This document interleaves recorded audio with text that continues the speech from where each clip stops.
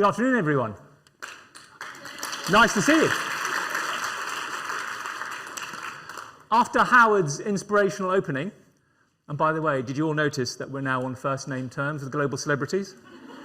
After Howie's opening this morning, we've had sessions on teaching and learning, learner agency, peace, inclusion, decolonization, education under occupation, what DIJ can mean for primary school students, infant school students, the Internet of Things, ethical AI. Wow, and that is just the morning. How lovely to be looking away from compliance and away from safety measures and to be able to think about the things that are valuable to us again. I also hope that Uwcsea colleagues here have managed to either grab a snack at Santai if you're on East, or Dover at the Heritage Cafe, and a warm welcome to our thousands of virtual visitors, guests who are joining us. It's lovely to see you all. I hope this traditionally graveyard slot is going to be anything but, because the ideas ahead of us are going to be fascinating. But I hope we've all returned refueled and re-energized. And it's going to be interesting for so many reasons, but one of the reasons, of course, is that the man we're going to introduce now needs no introduction for his provocative thinking, for his vision of the future, and for his fascinating sense of where society is heading. Dr. Andreas Schleicher, Andy, is Director of Education for Education and Skills and Special Advisor on Education Policy to the Secretary General at the Organization for Economic Cooperation and Development in Paris. So he comes to us with a pretty good perspective on some of the big trends that it might be hard to see when we're in the trenches, but which are visible to him globally. He's worked for over 20 years with ministers and education leaders around the world to improve the quality and the equity of education, guiding and building major OECD programs, including the Programme for International Student Assessment, PISA, the Programme for the International Assessment of Adult Competencies, which include speaking acronyms, which are quite complicated, and the Teaching and Learning International Survey, and the Indicators of Education Systems. And what's interesting about these tools, I think, and many of us are familiar with one or more of them, is that they've created a global platform for policymakers, researchers and educations, dare I say, across nations, peoples, nations and cultures, to innovate and transform educational policies, being able to see what's happening in other countries, to take what's happening in other countries and contextualize them for their own countries. He's actually, on the OECD as a whole, have actually changed, I think, the whole discourse that is going on in education at the moment, because now it's not just here's what works here, it's here's what works here in relation to what works in other places, and that can only be a good thing. Writing and speaking widely about the future of education and work, Dr. Schleicher is an important voice globally in this arena. He's been the recipient of many awards, too many, in fact, for me to mention here, but the most sort of perhaps recent one, or one that he mentions proudly on his biography, is the Theodor Heuss Prize, awarded in the name of the first President of the Federal Republic of Germany for exemplary democratic engagement. And it's interesting that that's not about education, that's about a broader vision for society and good work, perhaps resonating with what we heard from Howie this morning.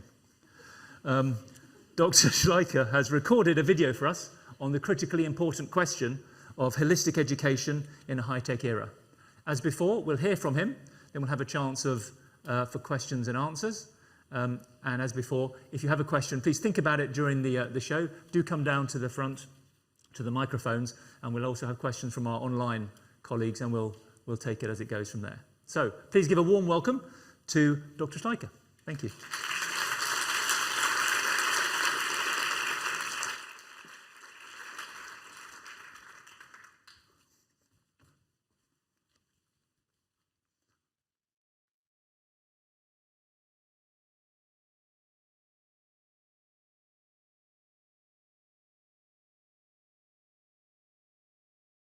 Hello, and thank you so much for inviting me to UWC Southeast Asia to speak to what we can learn and how we learn for the future. At this moment, our eyes are still very much focused on the pandemic that has deeply disrupted our lives, our education. Well, one thing is clear, the future will always surprise us. Climate change is going to disrupt our lives a lot more than this pandemic. And artificial intelligence creates so much more uncertainty. We know how to educate second-class robots. People are very good at repeating what we told them. But what will make us human in a world in which the kind of things that are easy to teach and test have also become easy to digitize, to automate? These are the questions we will need to answer. What is the knowledge, the skills, the attitudes and values that help us get ready for an uncertain, volatile, ambiguous world? And of course, there are many other trends that shape our future and the future of education. Let's start with the easy ones, the economic development. There are new sources of growth. You can see very clearly that intangibles have become the key to economic success. An example of their power is the growth of a few tech companies compared to the declining revenue of the companies that traditionally dominated the Fortune 500 some decades ago.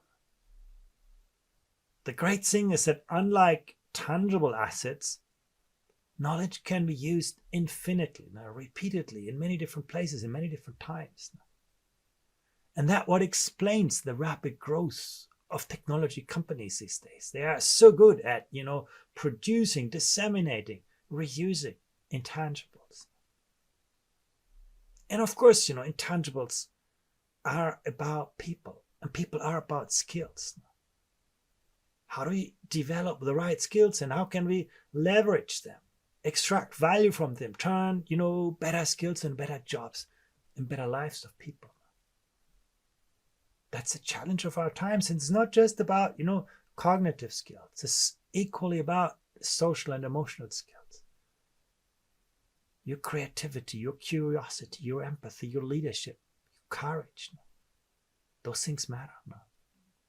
Trademark applications are another way to make the push to the intangibles visible. Once again, in education, we should ask ourselves, what competencies are needed for participating in this increasingly intangible economy now? What knowledge, skills, attitudes, and values do we need for generating new ideas, new products, or for organizing and governing new ways of working and producing? And what is the role of technology in facilitating that learning? We also see how technology is becoming a big player in the learning itself, making learning more granular, more adaptive, more interactive. While you do mathematics on a computer, the computer can study how you study and then make your learning so much more adapted to your personal learning styles. Learning analytics, teachers can use it to see how different students learn differently and then engage with that diversity in new ways. That's the world in which we live. The way we live and work also shapes the future of education. One thing is clear, those with the right skills never had the life chances they have today, while those who struggle in the transition to the knowledge economy never face the risks they have today. Our labor markets become more sensitive to the skills of people, and that means, they're also going to be better in extracting value from the skills of people. For those with the right skills, that's great.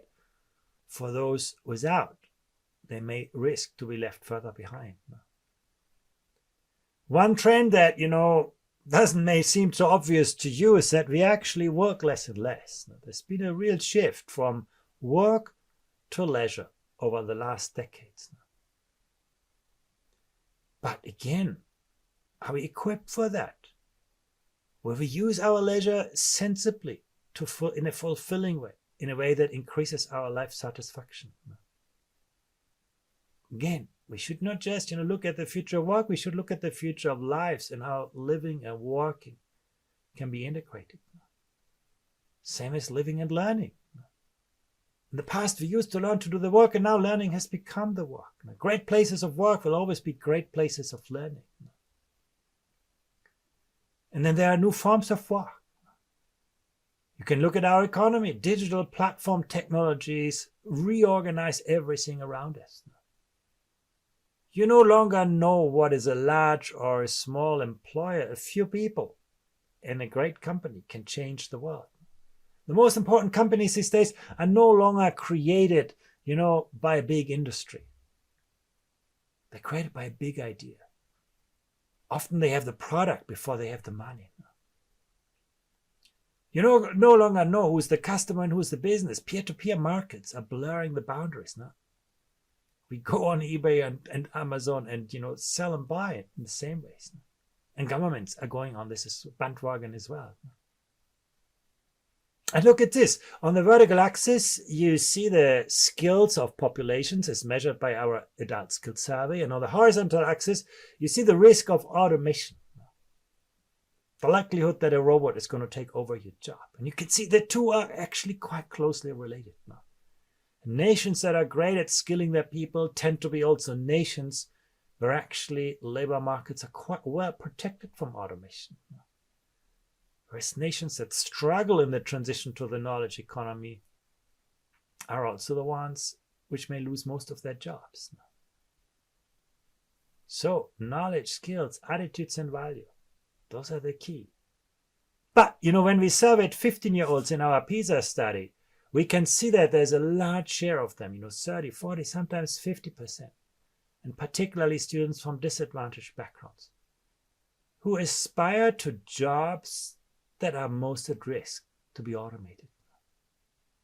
We often educate our young people, not for their future, but for our past.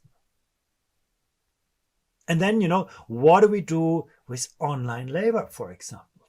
You can see a clear rise. People, like to work more flexible, take greater ownership over when they work, how they work.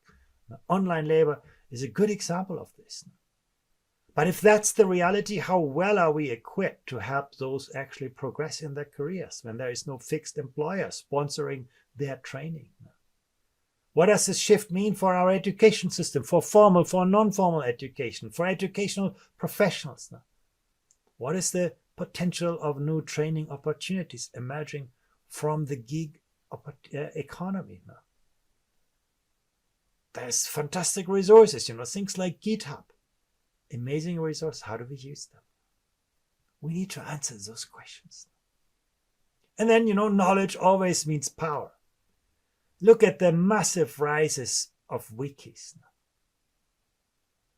In the past, what we heard, what we saw was framed by very few people. A handful of television anchors had a huge influence over lots of people. A handful of newspaper editors wrote what we would be reading about the world. And they usually, did their work well. They carefully, curated what they would be writing. Often what was carefully reviewed. When you didn't know the answer to a question, you could look it up in an encyclopedia, and often, or usually, you could trust the answer. You find that to be true. Today, we are all authors. We all contribute knowledge. Everybody can just write what they think. You don't know the answer to a question, you look it up on Google and, you get 100,000 answers. And nobody's going to tell you what is right and what is wrong, what is true and what is not true. Literacy is no longer about extracting knowledge from prefabricated information. Literacy now is about constructing knowledge, validating knowledge. Well, that's the demand. But when you look at the reality, you can see here, that's the share of 15-year-olds, according to PISA, who are really good at navigating the internet. And with that, I mean, things like distinguishing fact from opinion, or, navigating different information sources, combining, triangulating knowledge, the kind of skills that you need to be, confident in the digital world. And you can see in Singapore, things look great, or better than in other countries, or Korea, or, parts of China. But, in most parts of the world, a significant majority of 15-year-olds do not have those skills. And even in Singapore, a third of the 15-year-olds you're going to meet out on the street will not be equipped for the digital world in which they live. Being born into the digital world doesn't mean that you're a digital native. Being able to use your tablet and your mobile phone doesn't mean you can distinguish fact from opinion, navigate complex information sources. The technology has evolved so much faster than our capacity to use it meaningfully, responsibly. It's the 21st century that needs to change that. And then finally, there is no planet B. Let me conclude with a look at the environment. As you can see here, since 1970, our ecological footprint has consistently exceeded our Earth's biocapacity. You can see that here marked by the gray dotted line. Last year, we exceeded it by over 70%. Globally, we lived as if we had 1.7 planets available instead of just the one we have. And if you're an American, you lived as if you had 5 Earths available. That is clearly not sustainable. Well, when we surveyed school leaders, it looked quite optimistic. Now, on average across OECD countries, you can see 9 out of 10 school leaders say, yeah, climate change and global warming, that's something that we teach, that's incorporated in our curriculum. And it's similar to gender equality, international conflicts, causes of poverty, migration, hunger, malnutrition, even pandemics. According to school leaders, a lot of effort in school to embed those global forces into the school curriculum. But when we ask students, we got a different picture. Yeah, 8 out of 10 students say looking after the global environment is important to me. The climate agenda for young people, it's urgent, it's important, it's personal. But when we ask them, can you do something about it? Or do you think what you do is going to make a difference to other people in other places? The bars got a lot shorter. This is the fundamental issue of our times. We've made young people passive consumers of prefabricated knowledge. We do not give them that agency to mobilize their cognitive, social, and emotional resources. That co-agency to work with others to create the future. And that collective agency, which means that the whole is always bigger than the sum of the parts. Some things we can do very practically. After this pandemic, we've seen particularly, vocational education and training is so important. Most of the backbone of our economies during the lockdown was about those kinds of jobs. We need to think about how we can provide more flexible and resilient vocational training, how we can use technology in more better ways, how we can focus training more on future-oriented jobs. And then how we can enhance a broader range of cognitive, social, and emotional competencies. Let's go through these points. First of all, providing more flexible, resilient means for reskilling. We can allow for more training breaks, extensions, greater modularization, getting away from these lumpy ways of big kind of programs towards giving people greater ownership over what they learn and how they learn and when they learn and where they learn. Skills Future in Singapore is actually a great example of that. We should also be more fast-tracking licensing now. Understanding what people know and add value to this rather than sending them through long programs. Sometimes, you can ask people or offer people to directly look for a qualification rather than going through the program because they might have learned what you want to assess in other ways. We also need to become better at, rapidly retraining people. In the pandemic, people in the airline industry lost their jobs, but in the health industry, they needed jobs with quite similar qualifications. Now, how can we move people from where they are to where there is the future? Lots of important questions. And then I mentioned already, using technology better, creating new learning experiences that make learning more interactive, more granular, more adaptive to the learning needs of people, using learning analytics to see how different learners learn differently and to engage with those differences in more productive, more personal ways. And then, one of the biggest mistakes that we made in education over the last, almost centuries is to divorce learning and assessment. We ask young people, to pile up years and years of learning. And then one day we tell them, come back and tell me everything in a very narrow, constrained kind of setting. That distorts learning. That distorts teaching. The future is about reintegrating learning and assessment, making them two sides of the same coin, and technology can actually facilitate this. We can become better, to reconcile skill demands with individual career aspirations. We can try to work harder on forecasting economic demands. Using methods of data projection, they exist, but also, to get a better sense of what stakeholders think about the future, what they know about the future. Are we training people more rapidly in the short term? In the long term, focus more on the kinds of skills that, are the results of the big drivers of change that are highlighted at the beginning. We do not know the future. That is very clear. But we understand the broad trends that influence that future and that could shape different futures.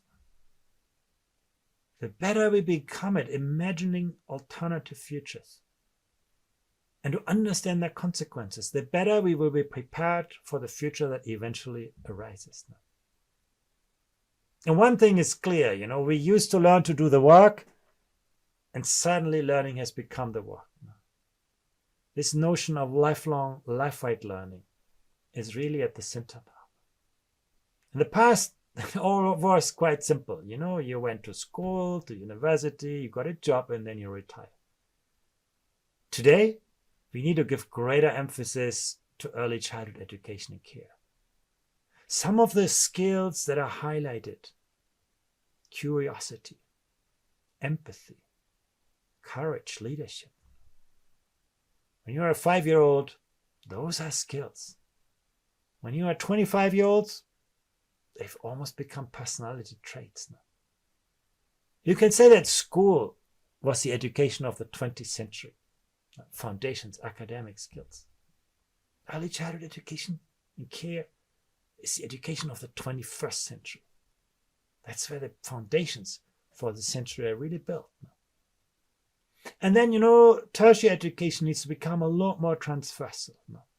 Better integrating the world of work and the world of learning. And then, good jobs will always be great places of learning. Integrating learning and working. But, it's easy to say. It raises some really, really tough questions. Who should pay for that? How do we share the costs and benefits between individuals, employers, governments? It's not so clear, the answer. In school, you say, governments pick up the bill, but what about learning at the workplace? What are the incentives? Who sets the standards? Who knows what good learning is when it gets beyond institutions? How do we recognize that learning? And I mean learning that is not about getting a degree. There's learning at the workplace, learning in life. How do we understand where people add value to their skills? How do employers understand what people know and can do rather than just reading, outdated certificates? Who will train the trainers? And what do we do with people outside firms? For the unemployed, you can say, okay, governments should pick up the bill. That's pretty obvious. But, what about people at risk of losing their job? Who invests in the truck drivers today? 10 years from now, they may all get automated. How do we make sure that today those people see a future, understand their future, learn for that future, build that future? Investing up front rather than letting people fall into a big hole. What do we do with people who want to change jobs now? Often, job-related training is about improving in your current job, but where do we learn for our next job? What do we do with people in the gig economy who are not in formal employment? Who, manage their own lives? How do they access that learning when they have no employer sponsoring that education? And then, there are always tough questions around governance. Now, when there are new forms of work, sometimes it becomes more difficult to raise taxes from that. Because you're not in employment, you earn money, it's much harder to capture. Decentralized information often means less control.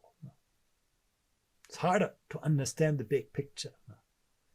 We know how to capture administrative data. We're not so great when it comes actually to look at the big data sources that arise from people's behavior. We see the link between education and jobs weakening.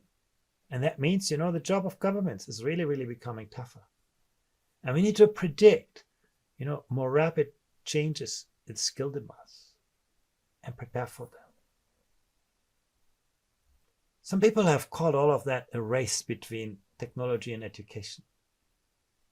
Before the first industrial revolution, neither technology nor education mattered much for the vast majority of people. But then came the industrial revolution, suddenly moving technology ahead of the skills of people. And it created so much social pain. People were left so badly behind because they were not prepared for the new ways of working. But then, we made people compatible with the ways of working of the industrial economy. We trained them, come to work, discipline, the foundation skills, and so on. It created generations of prosperity. Much of what we have today built on that paradigm and built on that education. But, now we see the digital revolution doing exactly that same thing again. Now moving people ahead of the technology, moving technology ahead of the skills of people. And it's creating the same social pain. Even people with university degrees sometimes have difficulties finding a good job. And employers say, we cannot find the people with the skills we need. The question is again, how do we move people once more ahead of the technologies of our times? And I know here at this conference, you're going to struggle to find answers to these questions, and that is so important. We need to educate people for their future, not for our past. We need to think about the cognitive, the social, the emotional foundations for our future. Thank you very much.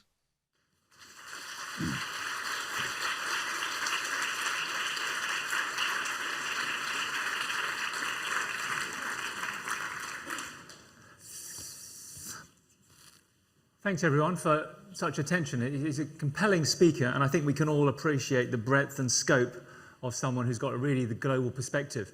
As we think about learning to shape the future, we know we'll do that in the context of other social changes. So the backdrop here is so valuable to us.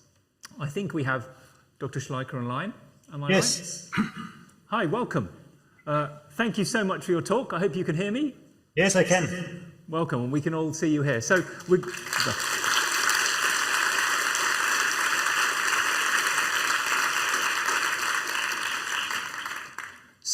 one thing that we're going to be doing here is having a chance to interact. We've got a good chunk of time. So please, as we go, do think if you would like to ask a question. If you do, please come to the front, to the microphone, and we'll be taking questions from our online colleagues too. So many things to ask. I'll start off with one. You spoke, Dr. Schleicher, about the skills that are needed, and you said not just cognitive skills, but emotional skills, leadership skills, empathy skills. And that resonates with us very much, I think, and it's entirely aligned with what many educators have been saying for such a long time. But the question is still there, and it's still urgent. So why do you think it is that that's been recognised? Progressive educators for a long time, but it's still hard to find traction on, and we're still asking the same questions after so many decades. Why do you think that is, and do you think there's anything that we should be doing about it that's obvious that we're not doing, that we should be doing? Yeah, I think the recognition of that is for obvious reasons. Labor markets, societies increasingly reward those social emotional skills. Now, can you live with yourself? Can you live with other people? Can you live with the planet? Those things have become urgent and important, but they are hard to ingrain in today's education systems. In fact, we tested creativity at age 10 and age 15.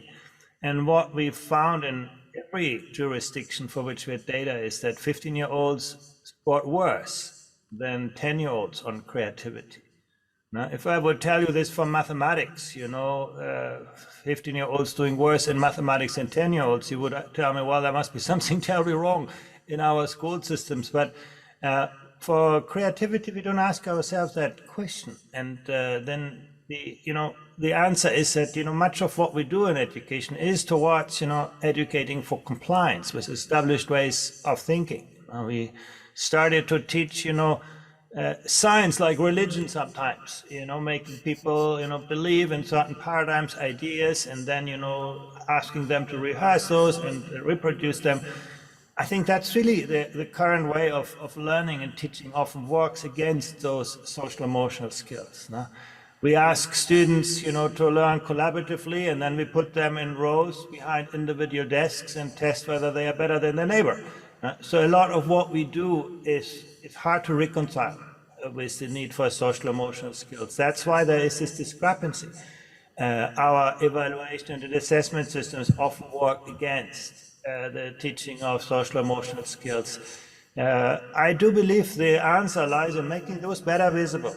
You will not change, will not improve what you cannot see. As long as we don't give educators better signals about those social emotional skills, I think it's going to be hard to see systemic change. You always find some who do that really well, for whom that is a priority, but you will not see that happen at a kind of systemic level. Okay, thank you very much. I think we've got one brave soul who's come to the front straight away. Thank you very much. One question from our live audience here. Welcome. Thank you. Your presentation was really interesting. I was wondering, do you see climate change and artificial intelligence posing similar or different challenges to our education system? And are the solutions to them different or similar? Yeah, no, it's an interesting question. In fact, I think there are certainly some similarities. I think our capacity to imagine both climate change and artificial intelligence, mean that we have to be more imaginative. We have to be able to think in terms of alternative futures. We cannot, predict tomorrow, but we have to learn to think more creatively about alternative versions of the future and prepare ourselves, think through their consequences. And so I think there are many, many similarities between this. I think that making better trade-offs between the present and the future. Having people think, learn to understand connections between things that may seem unconnected. I think those are all similarities. So I do believe in education that, invests in people's imagination, that invests in their willingness to take a responsibility to mobilize their cognitive, social, emotional resources, I think will be one that, will help us probably find answers to the climate challenge and be willing to find those answers. I think this is not just a question of capacities, it's also a question of mindset, of, making better trade-offs between our world today and our world tomorrow. So in a sense, I think there is similarities. And the question about artificial intelligence, pushes us to think much harder about what makes us as human. Now, once again, we know how to educate second-class robots. People are good at repeating what we told them, but the question of what makes us human is the one that artificial intelligence finally pushes us to answer. In the past we could evade it. We could, find our ways in many, many different ways. But now I think we need to learn that, routine cognitive, we accepted in the past, robots taking over routine manual skills, but the fact that they are now challenging routine cognitive skills, I think pushes us to work much harder about this. But I don't see sort of that the challenge is fundamentally different from what we see on the climate front. I think once again, can you live with yourself? Can you live with other people? Can you live with the planet? I think those are the best preparations for us also on the climate front. Thank you. Thank you. I think we have some questions from our online audience. Yes, Sinead. absolutely. So Dorian has sent a question in that says, I agree with your point about the need to divorce learning from assessment, but this would require a significant paradigm and mindset shift from students to parents to universities and employers. Where do we start? Well, actually, as I mentioned in my talk, I do believe that technology makes this much easier than we think. While you study with technology, the computer can give you quite granular feedback on how you learn. And we can see actually that is now not just technically possible, we see that happening. You can make learning and assessment two sides of the same coin. You can actually, teachers can see how different students learn differently. And I think those possibilities will gradually bring back the assessment and learning together. The question is how we do that, on the recipient side. I think your point on employers is well taken. We need to move away from, lumpy long degrees towards, giving people smaller signals on smaller increments of learning. We need to give people greater ownership over what they learn, how they learn, when they learn, and where they learn. And that will be more complex. And I think employers need to understand that recognizing people's capabilities will be more complex than just looking at a degree. So I think that's on the recipient side. I see some challenges on the demand, on the supply side. Actually, I think we have now real possibilities to reintegrate that learning and assessment. And by the way, if you go back, a few hundred years, that's what we always used to do. Learning was all about apprenticeship. You always learned with people. You worked on real problems that had real consequences. And in a way, I think we used to do it in this way. You would always get feedback from your mentor. And I think the separation of learning and assessment is in historical terms a fairly recent phenomenon that came with the industrialization of education. So I do think there's every chance for this to work out, supported by technology. But the question really is, can people on the demand side, employers, society, navigate that ambiguity? Can they actually read those signals? Can they translate them into salaries and job opportunities? I think that's I think the part that we need to work on. Okay, thank you. I'm going to follow up with one question if I can on that, because I think you come across as a real optimist about technology and education and how adaptive technologies can provide guidance and adaptive feedback, which of course may indeed prove to be the case. But you also spoke about the possibility of technology exacerbating inequalities. And it reminded me of a rather chilling comment I came across from the Kenyan educator, Alan Okoth, who said, yes, kids will be learning from robots, but rich people's kids will still be learning from people, which I thought was perhaps worth thought. So do you think there's the possibility that how can we use technology in ways which ensure that it doesn't end up being divisive and that it ends up providing not second class and first class education, but a universally accessible education which may be to the benefit of all? Yeah, I think it's a good question. I don't think it's a very new question. I think we have that problem today. Rich kids go to better schools than poorer kids. And I also think we need to realize that, learning is not a transactional business. It's always a social and relational enterprise. Technology is never going to replace the human side. I do think, technology can amplify, extend great teaching. It can, give teachers better tools. And it pushes teachers to assume other roles. The kind of role of instructor is perhaps less important. No? The knowledge transmission is something that technology is probably going to do better than people. But as a teacher, you'll become a really important mentor. You become a coach, a kind of designer of innovative learning environments. You become a kind of person who accompanies people maybe over much longer periods of their lives. And I do believe we will be able to use teaching and teachers in very, very different ways.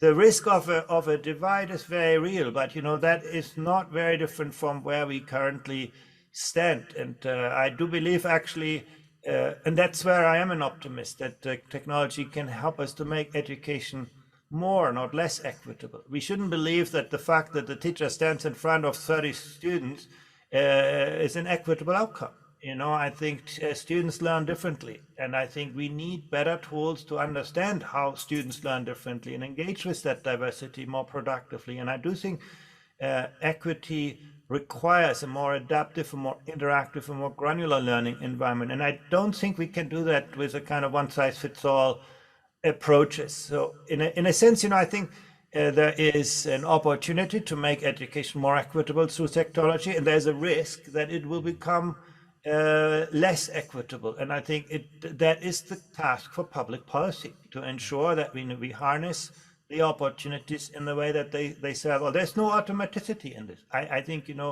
as we currently see, we have often very inequitable opportunities. And but we also see education systems that have become very, very good in aligning resources with needs, and therefore I think it is in our hands. Yeah. It's not an inevitable outcome of technology to yield more inequitable opportunities. Yeah, the future is open, right? Hence, learning to shape the future. So I'm sure there's lots of questions. Please do come down to the front as you think about all these fascinating ideas. In the meantime, some more from our online colleagues. Yes. So one coming in here. A very general question. In a world where many economically developed countries are defunding education, who do you anticipate can make education a force for change? Yeah, I think currently we live in a difficult period. I think after this pandemic, there is a real crunch in financial terms. But if you look at this over the last years, education actually got quite a bit more resources. The most education systems, at least in the OECD area, for which I have data, funding in education has increased in many countries quite a bit, but I'm not sure we have spent that money very wisely, actually. I also see that, the relationship between investments in education and outcomes is very tenuous. I do think we need to think harder about how we deploy resources more effectively and more equitably. And I think unless education provides better answers to this, it's going to be very, very hard for systems to go to their finance minister with a request for more money. I mean, education is not in a really good place in its evidence base. So I think investing in better evidence about the effectiveness of spending choices and ensuring that we make education not less of an art, but more of a science. I do think that is really required to make success more predictable, to ensure that resources. I think then, we will make every case. I mean, our schools today is going to be our economy tomorrow. I think that link is very clear, but the question of how additional resources translate into better outcomes is the one that I don't think we have really good answers today. Thank you. Please come down. Slowly.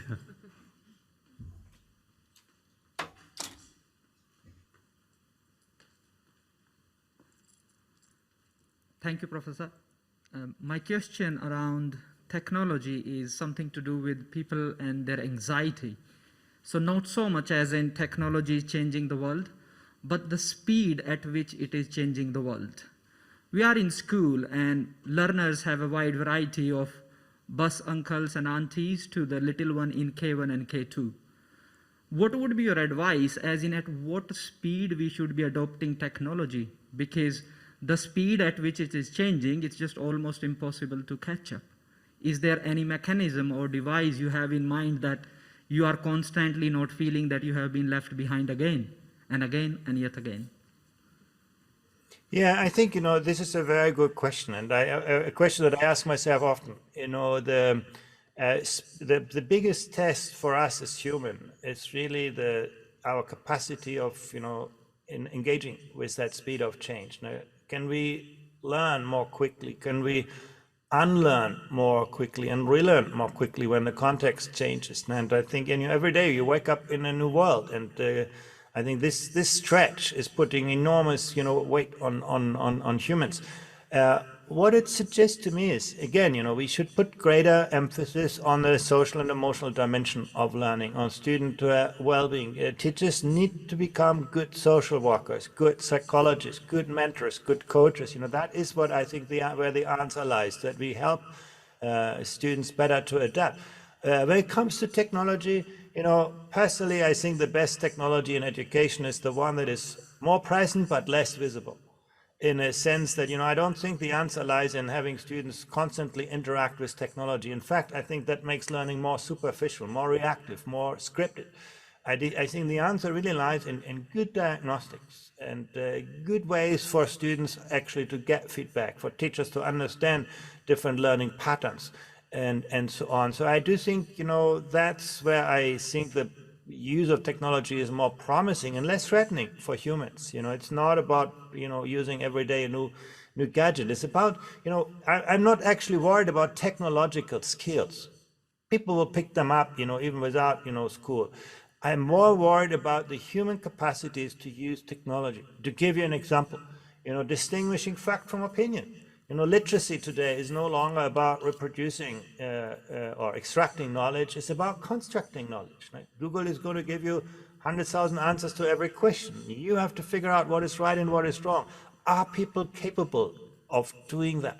Now, those are the kind of cognitive, social and emotional capabilities that we should be worrying about. And then, keep technology at its best and avoid that it really distracts from the development of those skills, which again are very much a human experience and one that require great teaching. One of the findings from our survey on social emotional skills is that the best predictor for social emotional skills is the quality of student-teacher relationships. Where students feel, that their teacher, understands who they are, who they want to become, accompanies them on their journey. You have students with greater creativity, with greater curiosity, with greater empathy, more trust, more resilience, and greater willingness actually to invest effort and so on. So I think that's really where, the technology should accompany that process, but we should focus on really human capabilities to use it and not get too much distracted by the technology. But your question is a very real one. Will we be able to adapt quickly enough? We have, humans were, started out with time changes that were, over generations. In the past, you could always turn to your parents or, older people because they knew the world really, really well, and the world changed very slowly. If today you ask older people, you never know. It's what they tell you, timeless wisdom or just outdated bias. You have to find the answers on your own, and I think that is a very, very big stretch. Thank you. Please.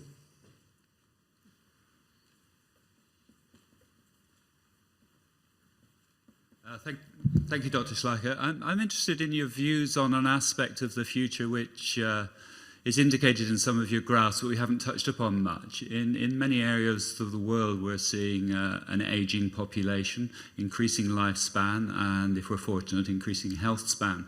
What do you see as the challenges and the opportunities for school education in particular for preparing for that future scenario, particularly against a background of increasing technological acceleration? Yeah, I see two implications. One, on the schooling front, really is that you cannot educate people for their life. You can get people ready to continue to learn throughout their life. The longer you live and the faster the world changes, the more you need to be able to adapt to changing worlds, to unlearn, to relearn, and so on, and to develop those prerequisites.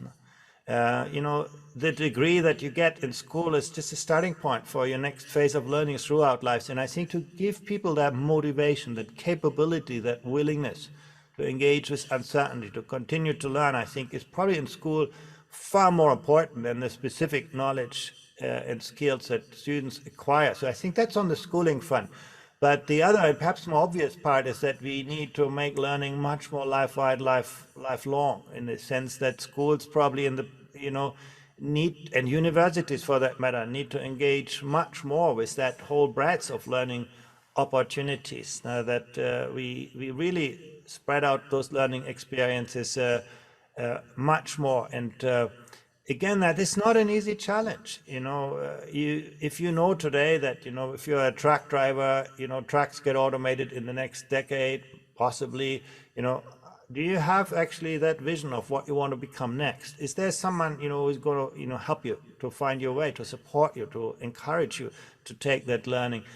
So in a sense, I think the schooling part is the easier answer. I think the harder answer really is to tap into that energy of people to continue to learn, and that curiosity, and provide opportunities over their life cycle. And the same, I think, is true for teachers. Teachers are used to teach young people and, lose sight of them when they graduate. I do think, in the future, probably we need a kind of longer-term mentorship and relationship between the educator and the learner that extends well beyond the institutional framework.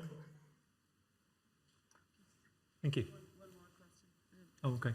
Please. Yep. I contemplated jumping over this. Probably wise.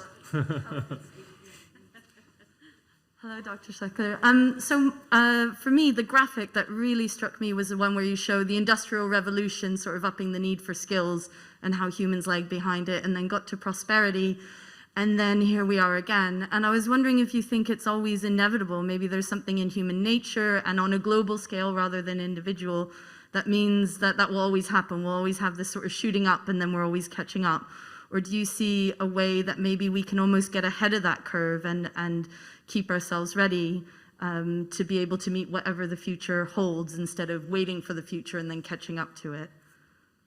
Yeah, another really good question. I think the difference between the Industrial Revolution and what we experience now is, as the previous speaker said, it's really speed. In the Industrial Revolution, we had generations to adapt. We could, build schools and, educate teachers, and we could sort of rely on time. Today, that changes every day. There is an exponential kind of pace in the kind of adaptation needed, and I think that's really the big difference. And so I think the answer is that we do not know what's going to happen tomorrow, what's around the next corner. I think the answer really is that we have to become more open to multiple versions of the future. We have to be able to understand those global trends shaping education more systematically, and we have to think through what could alternative futures mean for the individual, for our society. And the better we are at dealing with multiple futures and preparing ourselves for alternative futures, the better prepared we will be for what eventually happens. And I think that's what we didn't do in the past. In the past, we basically said, okay, let's imagine what is most likely, prepare ourselves, get ready for this, and then things turn out slightly different. We have to adapt, we have the time for this.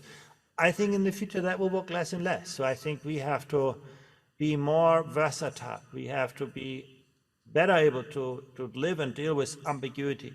And if we, to the extent we are, hopefully we will be very, very successful. But I think the question of equity will come in definitely. Those people that are really quick in, unlearning and relearning will find ever better opportunities, while those who have a hard time with this, I think will have a hard time in adaptation. And you can be left very quickly behind, and then, things will move on. And that is the difference to the industrial age, which was a one-time paradigm shift.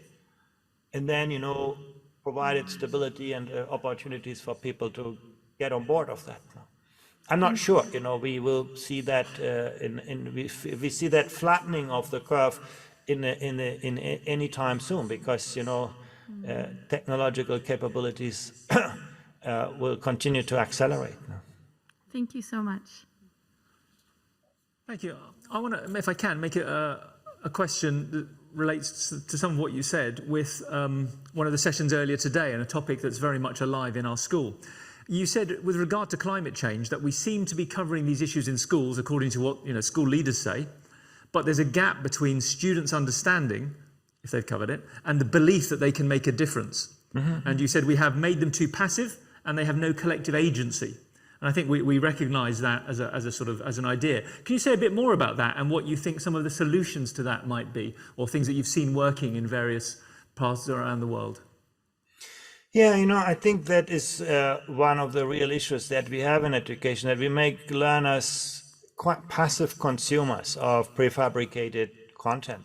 We do not give them, enough opportunity to experiment themselves, to find out, what new solutions are, to take risks, to learn from and with mistakes. I think agency you develop by doing things, not by absorbing things. And some things could be very simple.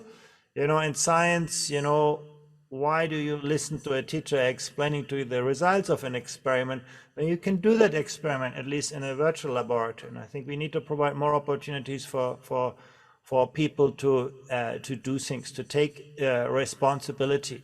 In that sense, I know for many vocational education is a last resort, not a first choice, but I actually think vocational education often does better in that. It makes people work with real people, learn with real people. It makes you sort of work on real problems. It makes you work on things that have real consequences in the real world. And I think that is very important to develop that agency. Also, it's not just individual agency, it's also co-agency.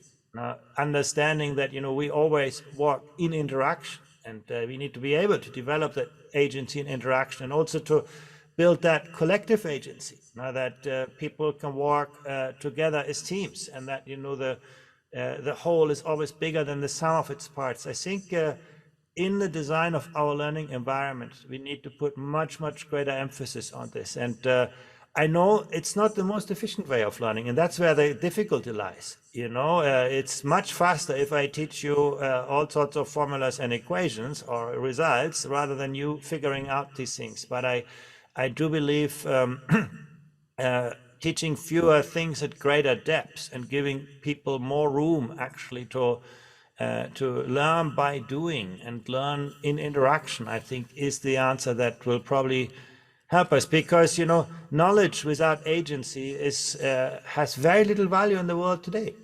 What you know and what you can do is a starting point, but if you cannot mobilize your cognitive, social, emotional resources to take action, you're not going to make a difference. Thank you. You've given us, I think, a lot, I hope, that affirms some of the things that we've talked about and are doing, and I think a lot that challenges us. You talked about not just technology, but human capabilities to interpret technology, about teachers not being replaced, but being amplified, about the importance of socioeconomic learning, social emotional learning, being good coaches, being good mentors. You talked about compliance, or education for compliance, as the enemy, which I think is a topic close to many of our hearts. And I think you talked a memorable phrase. You said, not less of an art, but education needs to be more of a science, and we need to look at what we're doing. So I think, you've given us so much to think about. And, a question that you asked was, when does timeless wisdom become outdated bias? Another really powerful question for us to reflect on where we're at and our old beliefs. So huge thank you from all of us here and from our virtual audience. It's been really inspirational, and we're very grateful for your time indeed. Thanks so much. Thank you very much.